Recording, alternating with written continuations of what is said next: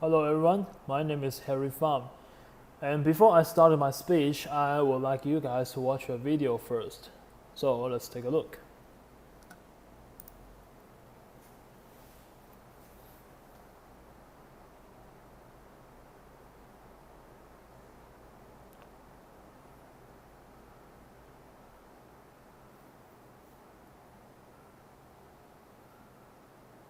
而在台中，则是发生一起酒驾死亡车祸。这是今天凌晨，一名男子开着百万轿车，遇到远警盘查的时候，驾驶心虚，踩油门加速逃逸，不料却撞上一辆白色轿车。白色轿车呢被撞得当场飞了过去，里头的驾驶送医不治。而目击者呢回顾当时状况，他说整台车都飞了起来。现在检察官已经向法官申请羁押酒驾嫌犯。撞击瞬间非常惊悚，透过监视器画面看到肇事的 BMW 轿车撞上了辆白色轿车，白车直接喷飞，砸撞路边的车辆，当场冒出火花。擦到那台车，出来看连电车都飞走了。被撞的白色轿车车尾严重毁损，车壳散落一地，地面上也留有大量的玻璃碎片，就连停在路边的计程车也受到波及。100多公尺外，肇事的 BMW 轿车安全气囊全爆开，撞击力道之大，可想而知。很快哦，你看他撞完他之后，他弹到那个转角，你看他多快。事故发生在台中市大雅区中清路，星期天凌晨，26岁的陈姓驾驶载着2名女子上路，巡逻员警察觉不对劲，上前盘查。你怎么停在汽车停等区？等一下，前面右边停一下。男子竟心虚加速逃逸，双方在路上追逐，马力催最大 ，BMW 却撞上了无辜的白色轿车，导致51岁的张姓白车驾驶直接被夹在车子里面。他小时候是11、2岁的时候是被那个拖拉骨，告轨，告轨啊，右脚截肢。爸爸就是在我离婚后的隔年就过世了，哥哥就是在隔2年又过世了，啊，妈妈就去年过世，昨天他又走了。把那个车子夹得那么扁，整个人变形都不像人了。那个脑部都流血，耳朵也流血，面目都全灰了。肇事车辆也往前冲了170公尺之后，撞上了转角的店家，车子才终于停下来。经查，陈姓男子有酒精反应，并有超标情事。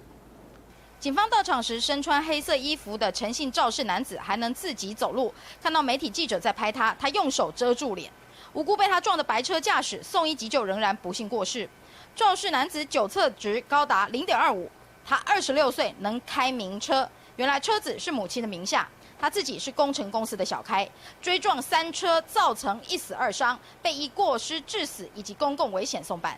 民视新闻李博景台中报道。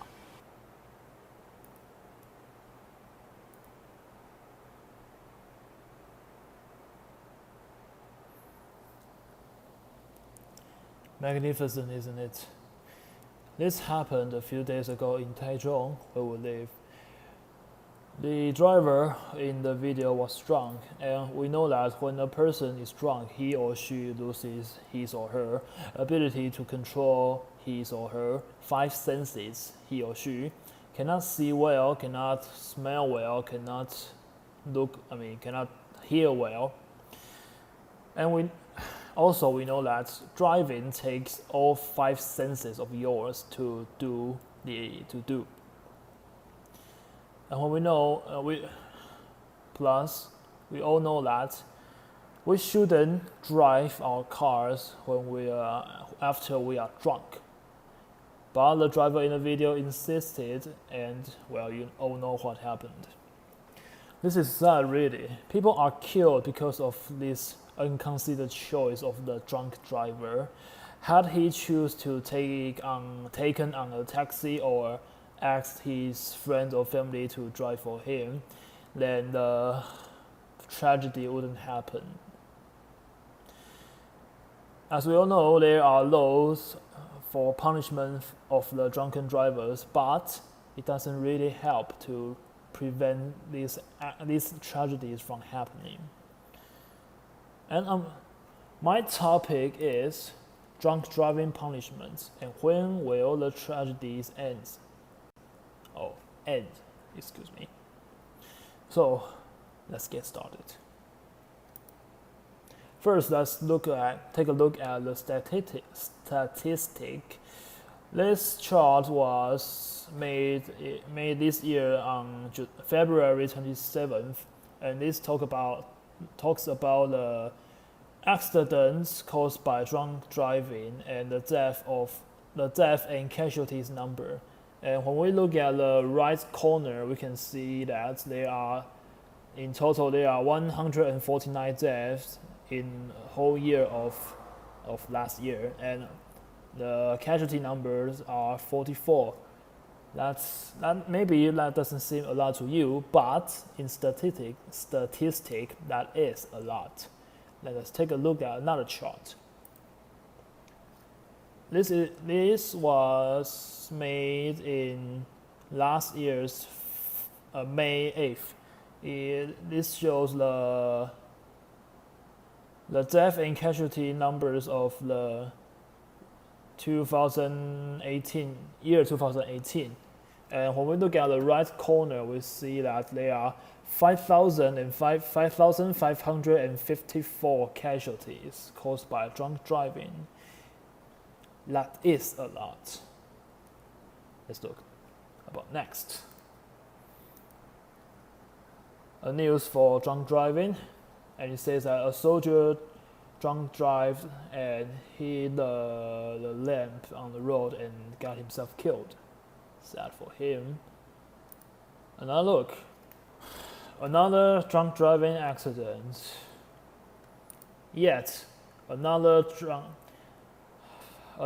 driving accident, and it says that lessons never learned. This is sad. This happens all the time, and still people doesn't really care about this since we are numb to it. So my first argument is that the punishment of drunk driving should be strengthened. In horror, will the people obey the law? They are famous.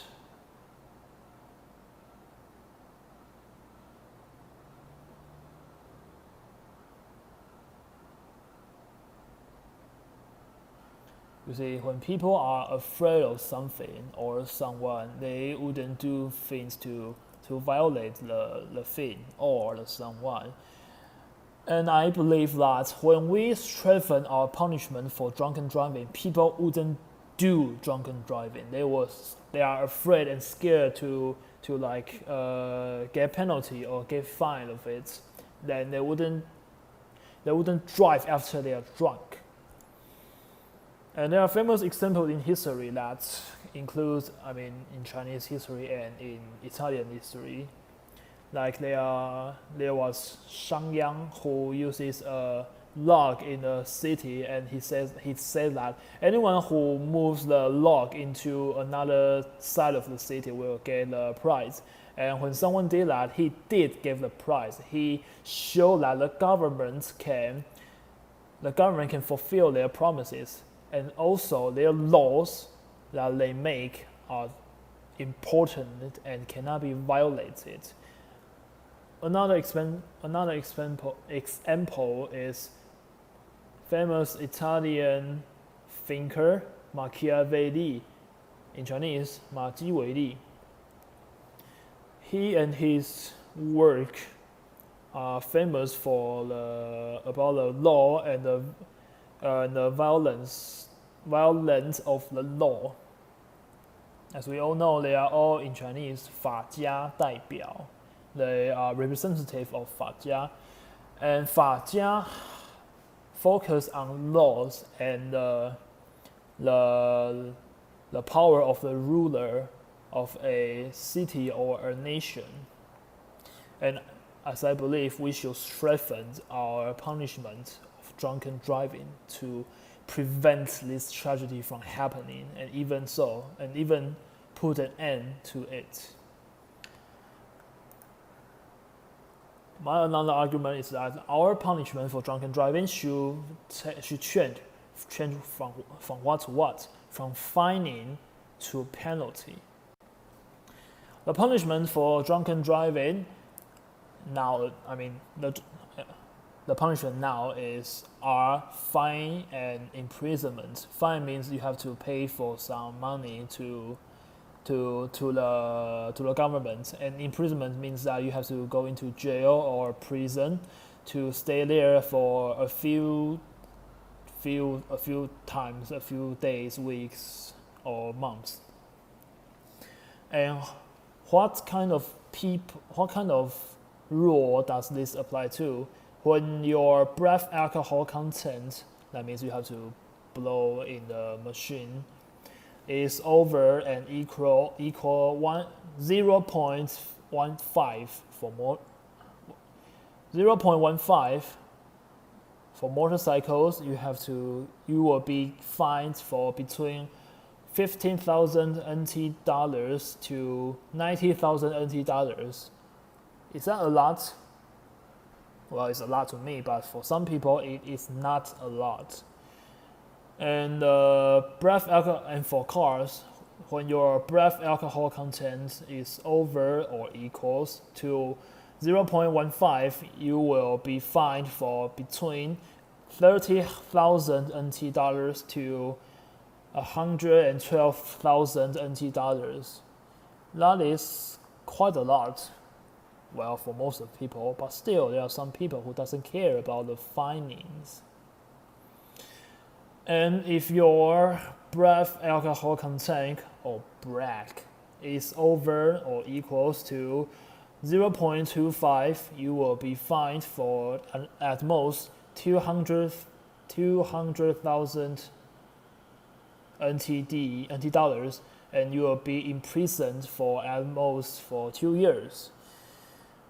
That doesn't seem very, how to say it, severe for a punishment. I mean, this punishment doesn't scare the drivers, the peoples. They can afford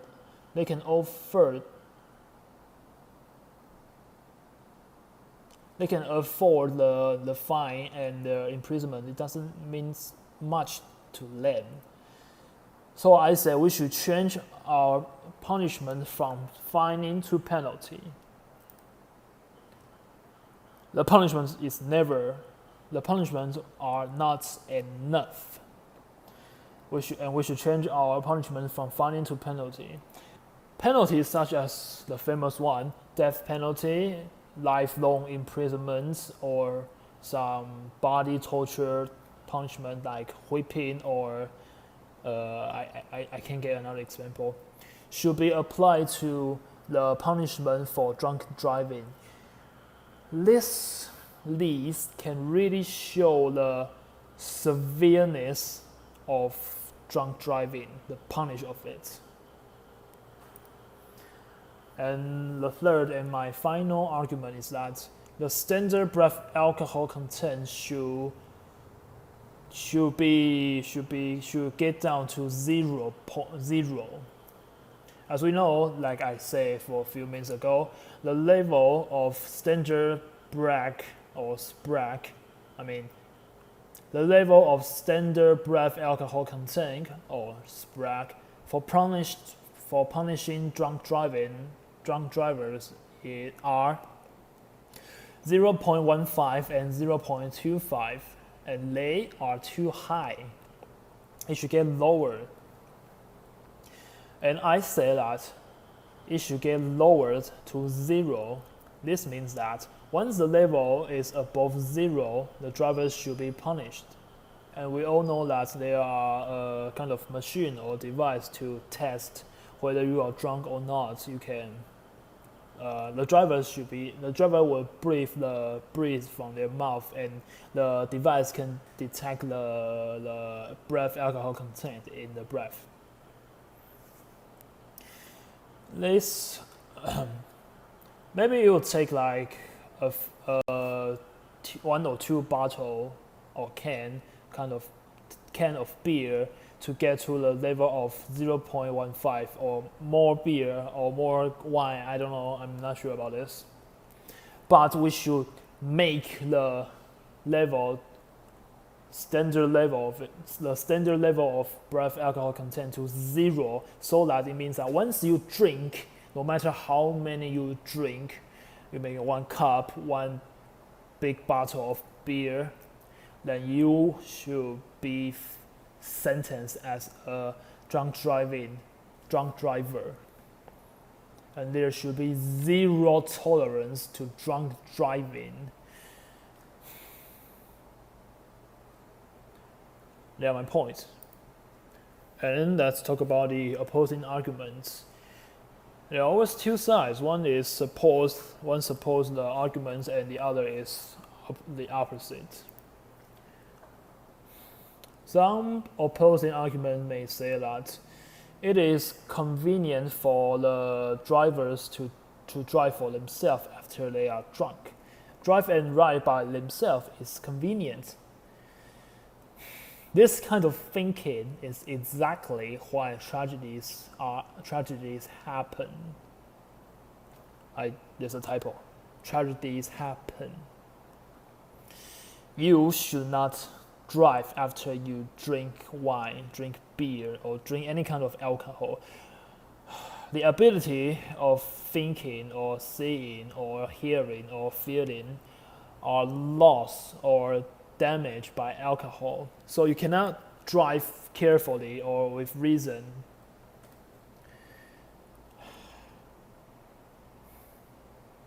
And people may say that calling a taxi or asking others to drive for them is troublesome.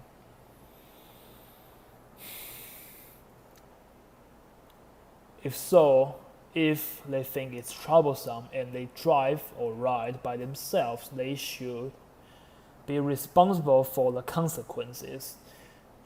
This is why the tragedies and the punishments are the result, since they should take them as their own consequence. And there are still others may say that straightened punishment doesn't really solve the problem. There will still be drunk drivers on the roads. They also say that straightened punishment cannot make people obey and respect the law. I understand this kind of feeling because there are people who doesn't care about the law and wanna be the outlaws and care no one by themselves. I understand that, but there are always and will always be. There are and will always be some lawbreakers, but drunk drivers and tragedies caused by the drunk drivers, they won't exist if we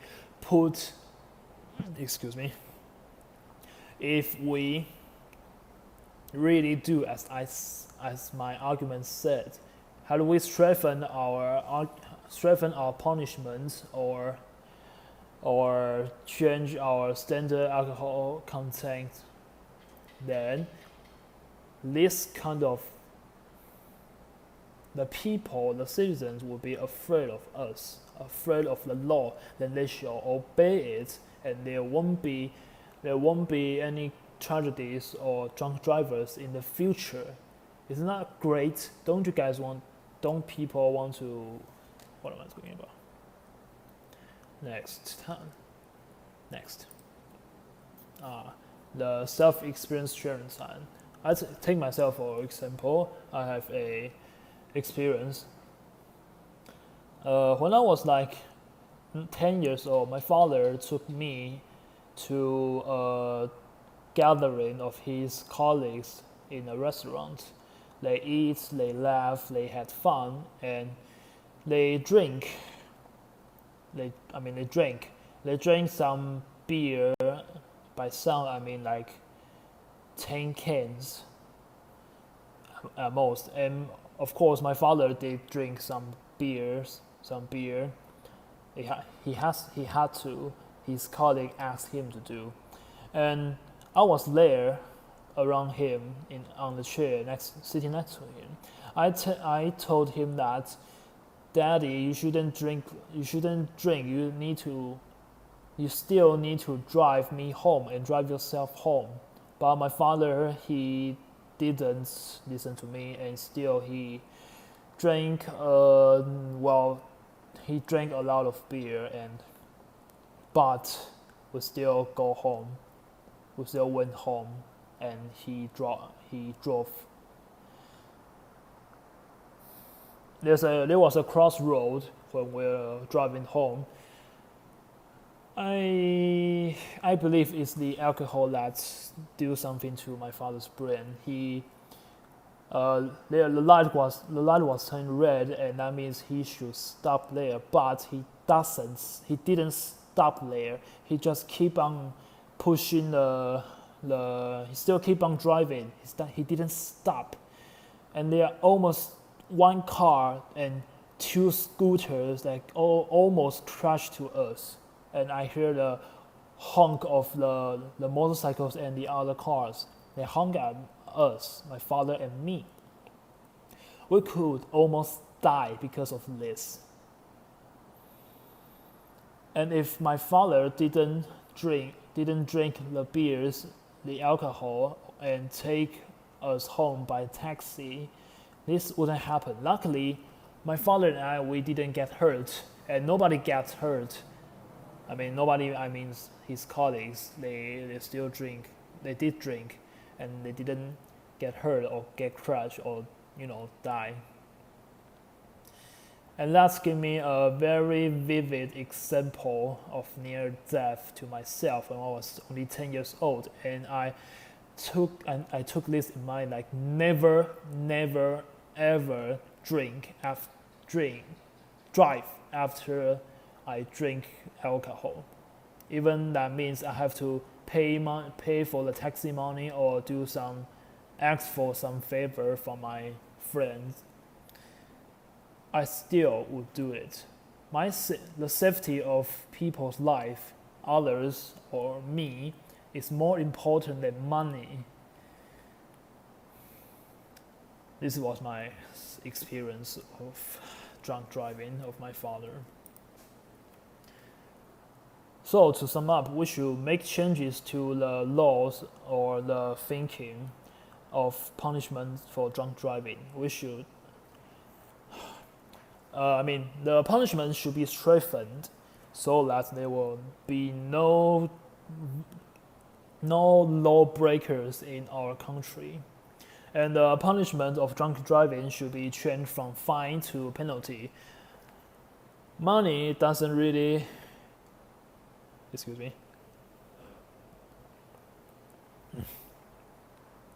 Finding money doesn't hit the body of people. We should literally hit the body of the people and let them know that drunk driving, the punishment of it is serious.